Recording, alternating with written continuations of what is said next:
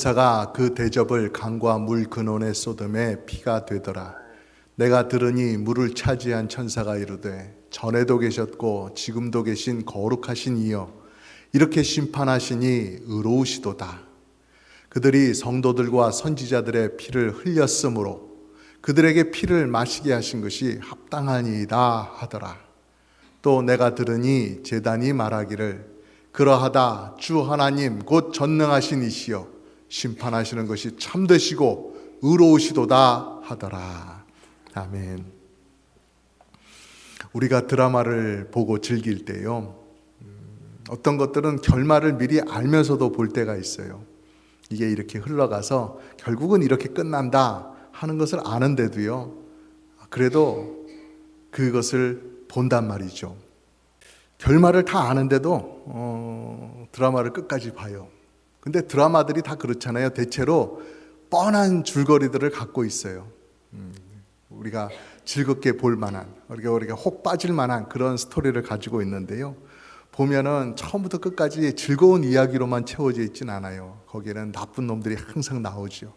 그 나쁜 놈들이 하는 그 짓들, 그 표정들, 그 말하는 게 얼마나 얄밉게 하는지, 얼마나 음흉하게 계획들을 짜는지 보고 있으면 그 드라마를 보고 있는 중간에 정말 내가 이걸 왜 보고 앉아있는지 정말 모를 정도로 막 속이 부글부글 끓어요. 내가 이렇게 고생하면서 이 드라마를 봐야 되나, 이렇게 마음고생하다가는 내가 병나겠다 싶을 정도로 그 드라마를 보는데요. 그래도 끝까지 멈추지 않고 계속 가는 건 왜 그래요?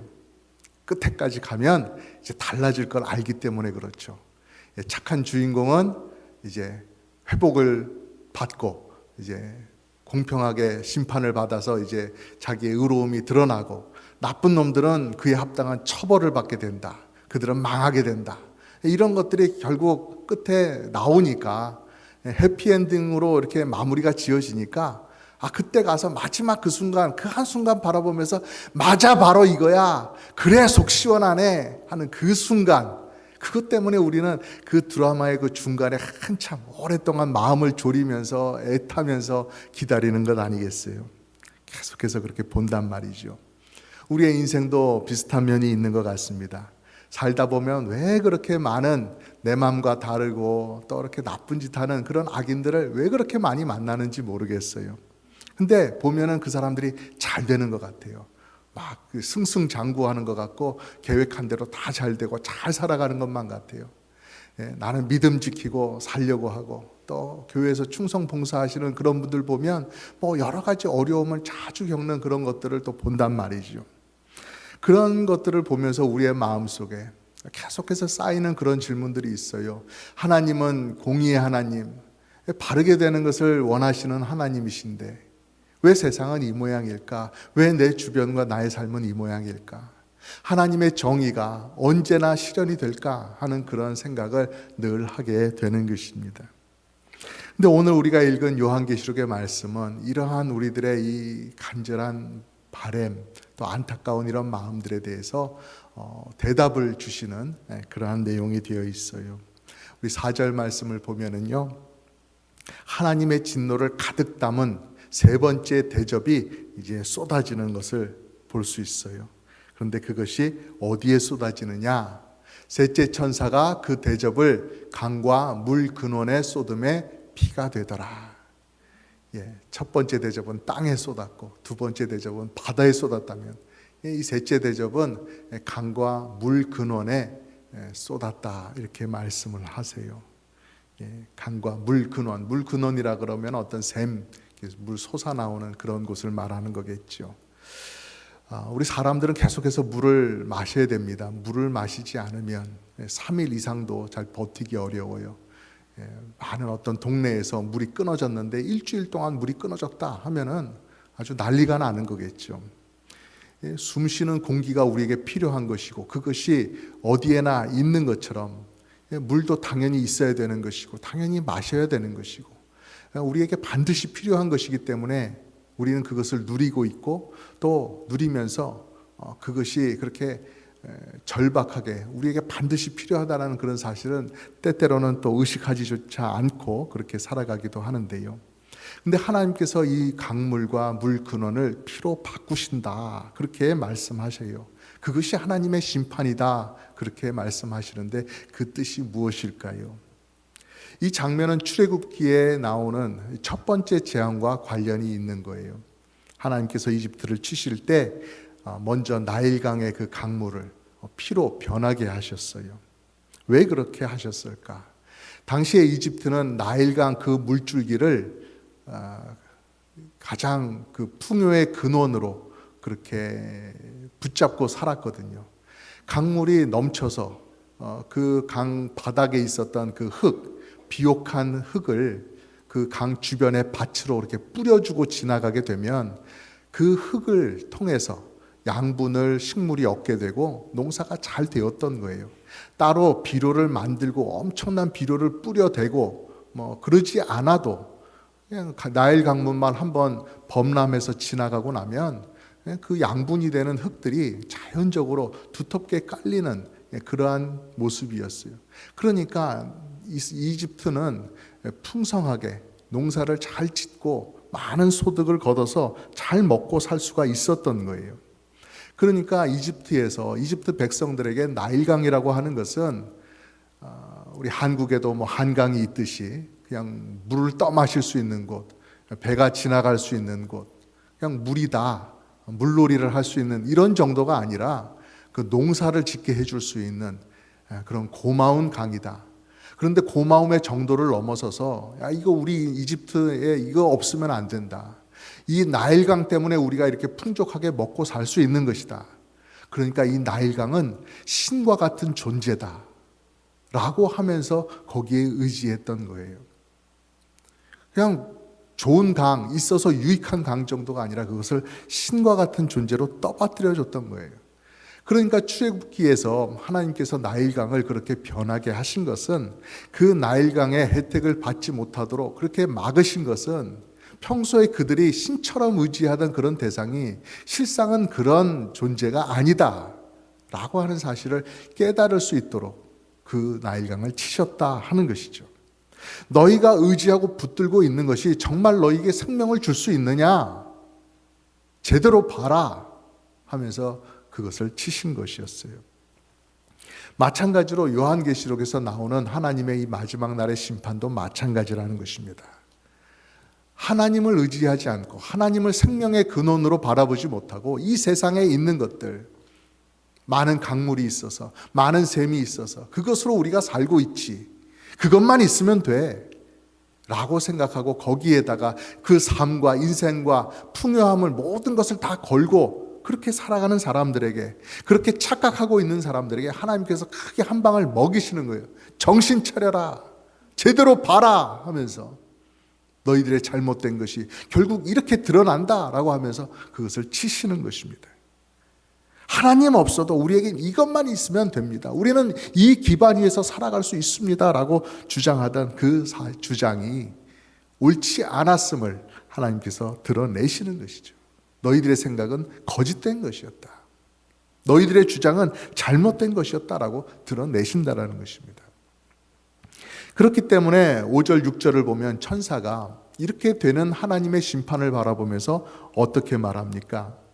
전에도 계셨고 지금도 계신 거룩하신 이시여, 이렇게 심판하시니 의로우시도다. 그들이 성도들과 선지자들의 피를 흘렸으므로 그들에게 피를 마시게 하신 것이 합당하니이다. 이렇게 말한다는 거예요. 하나님의 심판을 바라보면서 거룩하신 이시여, 당신의 심판이 의롭습니다 라고 고백하는 거죠.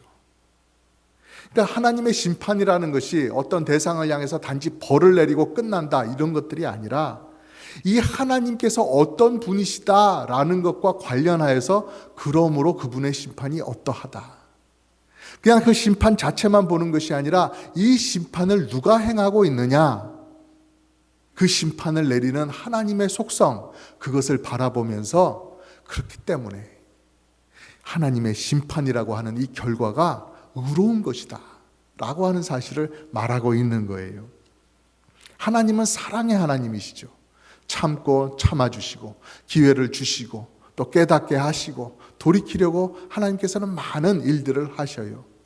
그렇지만 계속해서 그렇게 기다려 주기만 하시는 것이 아니라 때가 되면 하나님께서는 악과 불의를 그냥 놔두시지 않고 그것을 반드시 처벌하시고 심판하시는 때가 있다라는 것입니다.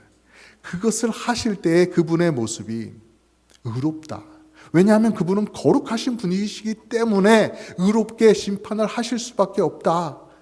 이것이 자연스러운 흐름으로 나타나고 있다는 사실을 천사가 말하고 있는 것이죠.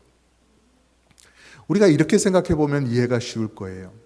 옛날에 조선시대에 어느 마을에 새로운 사또가 부임을 해요. 그러면 가마를 타고 오든지 앞에서 꽹과리를 치고 그 앞에서 그 신하들이 물러거라, 신임 사또 행차시다 이러면서 막 소리를 지르고 하겠죠. 그런데 마을 사람들이 막 귓가에 나와서 다 반겨서 맞이하고 막 그래야 되는데 신임 행차를 그렇게 보는 사람들 가운데 이미 소문이 쫙 퍼졌어요. 이번에 오는 사또는 아주 그 성격이 추잡하고 하는 짓이 방탕하다. 그런 걸로 아주 유명한 사람인데 어떻게 연출을 돼가지고 사또의 자리를 하나 받아가지고 우리 마을로 오게 되었다. 그런 소문을 들으면 어떻게 되겠어요? 앞으로 이 사또가 맡는 어떤 재판들, 어떤 재판 종사거리를 이 사또한테 가지고 가면 공정하게 재판을 해주겠구나 이렇게 생각을 할 수가 있겠어요? 아니죠. 막 뇌물을 받든지 아니면 자기 편 이렇게 해가지고 판결을 굽게 하겠구나, 엉망으로 하겠구나. 그래서 이 사또에게는 공정한 것, 정의를 기대할 수 없겠구나 이렇게 생각할 거 아니에요. 다른 재판을 한 걸 봐서가 아니라 이 사또의 성품을 보니까 그 결과까지 재판하는 것까지 어떻게 마을을 다스리겠구나 하는 것까지 다 짐작이 되는 것이죠. 하나님의 심판도 마찬가지예요. 하나님의 심판이 의롭다라고 말할 수 있는 이유는 하나님의 심판 전체를 다 보고 그것을 하나하나 케이스마다 보고서 이것이 심판이 의로웠나 안 의로웠나 이걸 사람이 판단할 수 있어서 의롭습니다라고 말하는 것이라기보다는 하나님께서는 공의로우신 분이시기 때문에 하나님은 거룩하신 분이시기 때문에 그 성품과 그 심판을 떼어놓고 생각할 수 없기 때문에 하나님의 심판이 의롭다라고 그렇게 고백하고 선언하는 거예요. 특히 6절은 왜 물을 피로 변하게 하셨는가 하는 것들을 설명해 주는데요. 이 세상에 있는 악인들이 심판을 받아 마땅한 악인들이 어떻게 했느냐, 무슨 짓을 저질렀느냐 하면은 성도들과 선지자들의 무고한 피를 많이 흘렸기 때문에 하나님께서 이렇게 하시는 것입니다.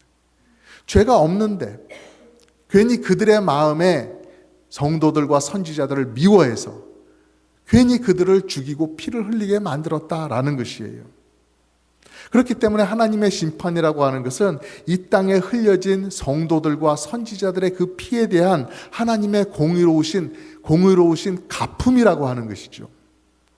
하나님께서 귀하게 여기시는 백성들인데 그들의 피를 흘리고 그들을 해한 사람들 이제 똑같이 하나님께서 갚아주시는 거예요. 하나님께서 빠짐없이 보셨기 때문에 그에 합당한 이 심판을 내려주시는 것이죠. 우리가 성경을 보더라도 순교를 당하신 분이 얼마나 많습니까? 초대교회 때도 스데반 집사의 순교를 시작으로 해서 또 많은 사도들이 예수님의 12사도들이 다 그렇게 죽임을 당하는 경우를 우리가 보게 되는 거예요.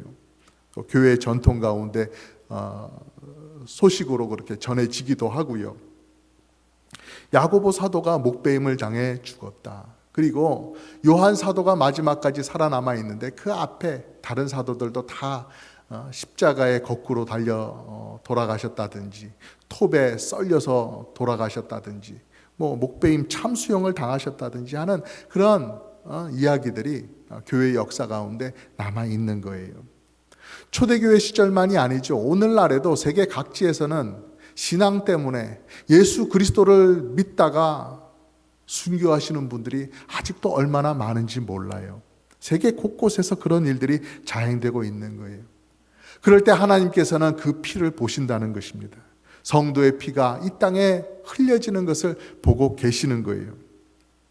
그래서 하나님께서 그 생명을 살리는 좋은 물, 그리고 그 물의 근원을 피로 바꾸시는 것은 이 세상 사람들이 선택해온 그 길, 의로운 자들의 피를 흘렸던 그 길을 하나님께서 그대로 되돌려 주시는 것입니다. 생명을 가볍게 여기고 하나님의 백성들을 무시하던 그들에게 그들이 무시했던 그 생명의 가치, 무게가 얼마나 귀한 것이고 하나님께서는 그들을 얼마나 귀하게 바라보셨는가 하는 것을 그대로 나타내 주신다는 거예요.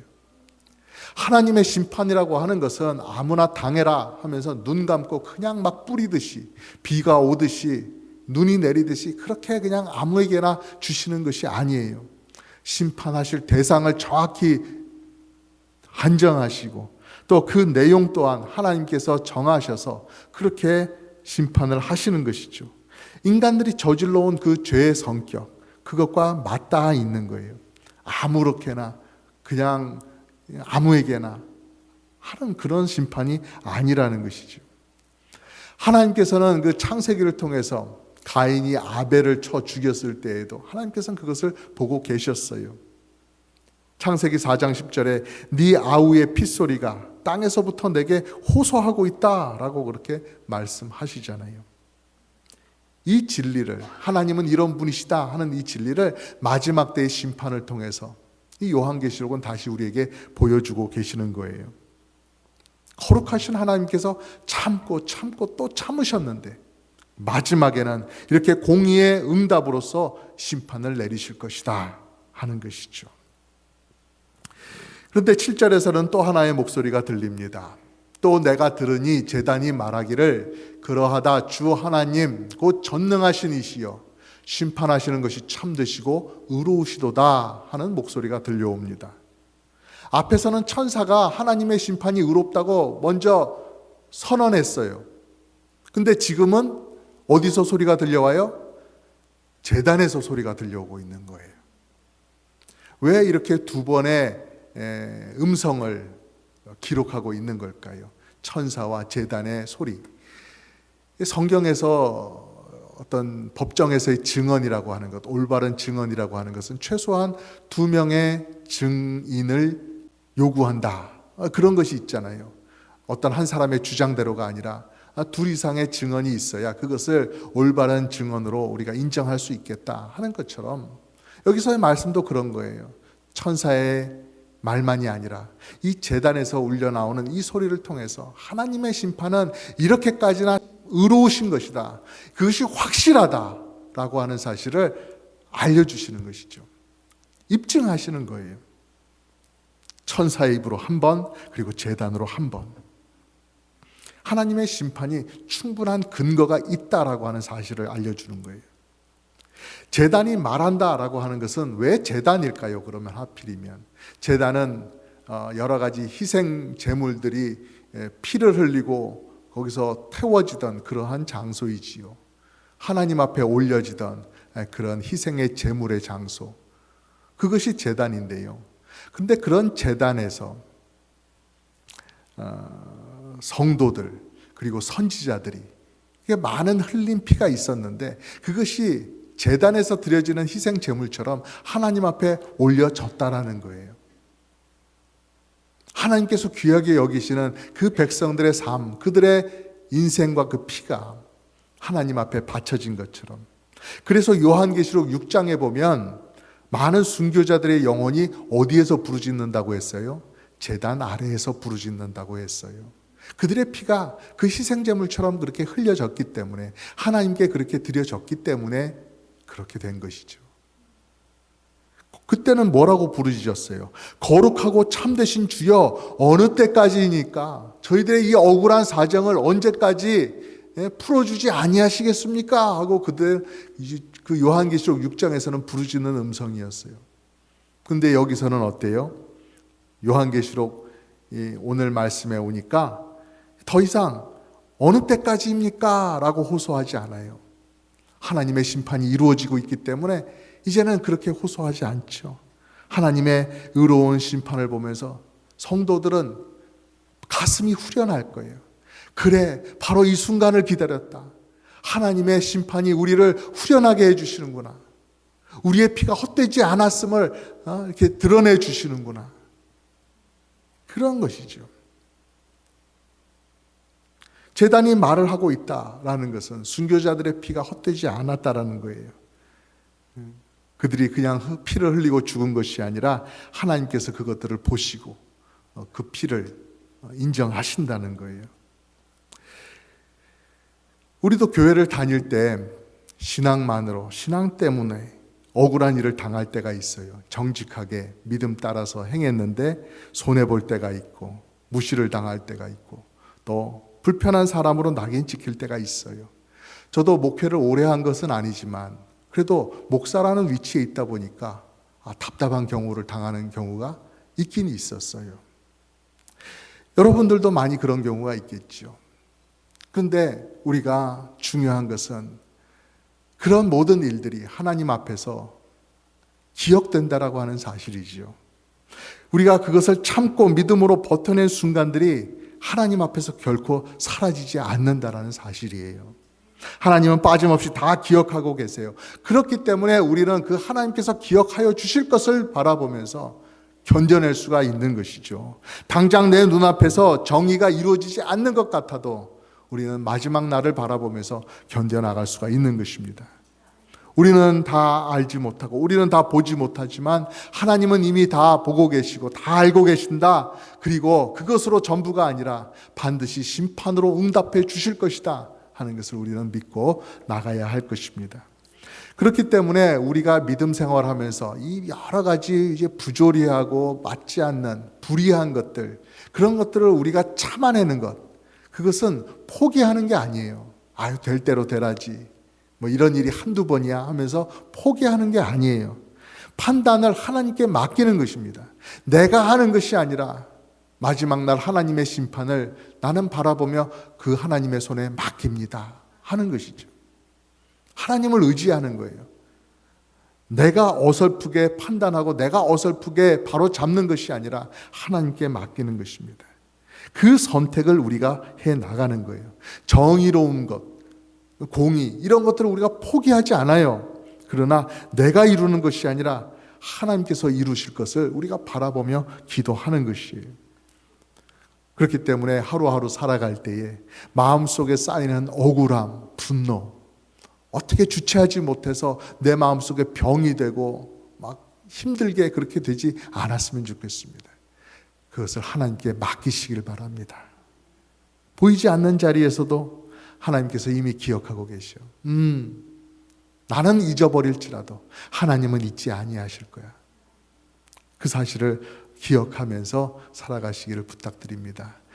우리의 이 쓰여지는 이 드라마, 우리의 인생과 이 교회가 써나가는 이 드라마의 내용, 지금은 많이 애달픈 것이 있고 속상한 것이 있지만 결국에는 어떻게 돼요? 해피엔딩으로 끝나요. 그래요. 속 시원하다. 그래, 바로 이것이지 하는 그날이 우리에게 다가올 것을 믿으면서 오늘도 소망 안에서 믿음으로 의로운 길, 정의로운 길 걸어 나가시기를 주님의 이름으로 부탁드립니다.